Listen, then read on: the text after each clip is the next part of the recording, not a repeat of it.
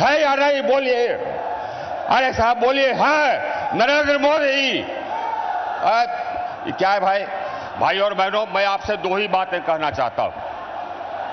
पहली बात ये कि यह चुनाव कितना महत्वपूर्ण है ये समझना बहुत आवश्यक है। जब तक आप ये नहीं समझिएगा तब तक आप सही ढंग से वोट नहीं कर पाइएगा। यह चुनाव तय करेगा कि देश का भविष्य क्या होगा।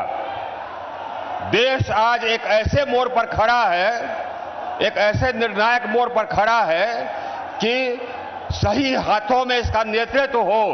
यह हमारे भविष्य के लिए, देश के भविष्य के लिए बहुत आवश्यक है। अब वैसा सही हाथ कैसा होना चाहिए?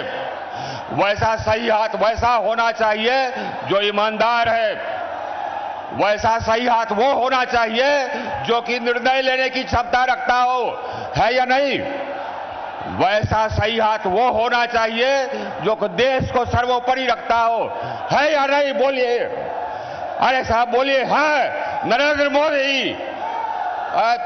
क्या है भाई? नरेंद्र मोदी।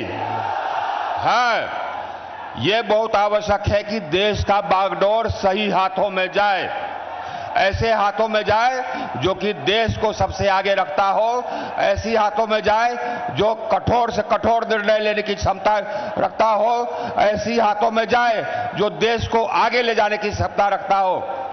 भाई और बहनों, आदरणीय नरेंद्र मोदी जी के नेतृत्व में हमारा देश जो कि 11वें स्थान पर था, 11वें स्थान पर 2013 में अर्थव्यवस्था के मामले में आज दुनिया का 5वें सबसे बड़ा अर्थव्यवस्था हो गया है। 5वें। आप पुनः नरेंद्र मोदी जी प्रधानमंत्री बनेंगे, देश का बागडोर इनके हाथ में जाएगा तो भारत दुनिया का तीसरा सबसे बड़ा अर्थव्यवस्था हो जाएगा, तीसरा सबसे बड़ा महाशक्ति हो जाएगा। ये आप चाहते हैं कि नहीं चाहते हैं? बोलिए। हाँ, हमारा देश ही सब कुछ है। देश पहले तब राज या तब और कुछ। जात पात भूल जाइए।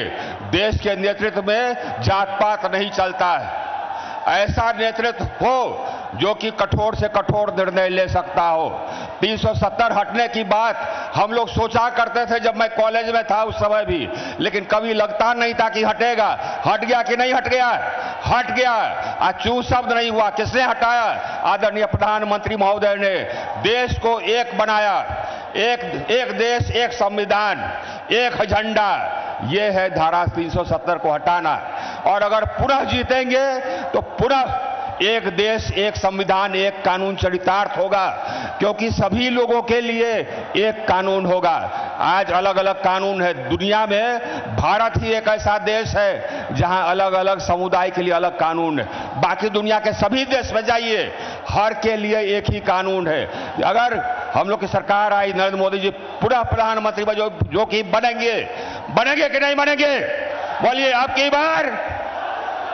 तो सबके लिए एक कानून होगा, उसको कहते हैं यूसीसी।